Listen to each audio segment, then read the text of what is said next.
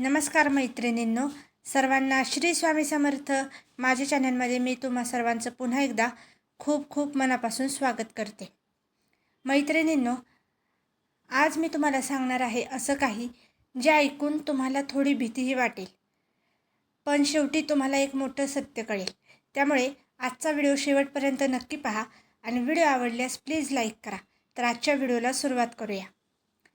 रात्रीचं भयानक पण खरं सत्य. असं मानलं जातं की बुद्ध पौर्णिमेच्या रात्री आपलं मन सर्वात जास्त जागृत असतं.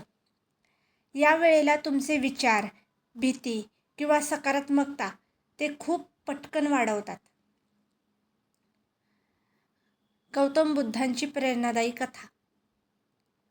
गौतम बुद्ध हे एक राजकुमार होते, पण त्यांनी सगळं सोडून दिलं कारण त्यांना एकच प्रश्न सतावत होता, तो म्हणजे दुःख का आहे.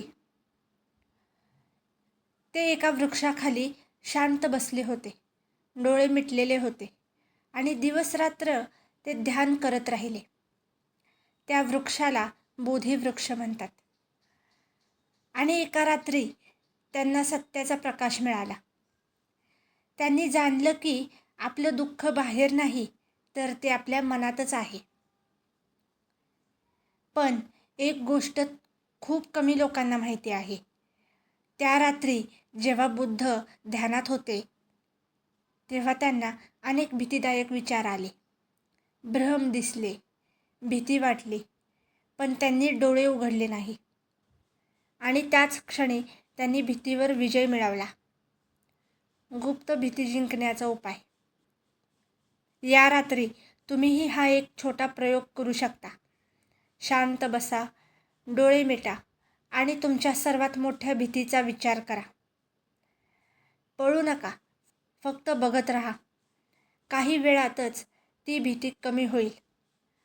हा उपाय तुमचं मन मजबूत बनवतो. पण लक्षात ठेवा, जर तुम्ही या दिवशी नकारात्मक विचारांमध्ये अडकून राहिलात तर ते विचारच तुमच्या आयुष्यावर परिणाम करू शकतात. बुद्धांनी आपल्याला शिकवलं आहे की राग, भीती आणि लोभ हेच आपले खरे शत्रू आहेत. म्हणून या बुद्ध पौर्णिमेला आपण ठरवूया की थोडं शांत राहायचं, थोडा सकारात्मक विचार करायचा आणि स्वतःला बदलायचं. मैत्रिणींनो, भीती बाहेर नाही, ती आपल्या मनातच आहे आणि शांती ही आपल्या मनातच आहे.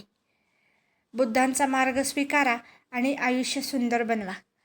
जर आजचा व्हिडिओ तुम्हाला आवडला असेल तर व्हिडिओला लाईक करा, शेअर करा आणि चॅनलला प्लीज सबस्क्राईब करा. आणि पुढील असलेलं बेल आयकॉन जरूर प्रेस करा, म्हणजे माझ्या नवीन व्हिडिओचं नोटिफिकेशन सर्वात आधी तुम्हाला येईल.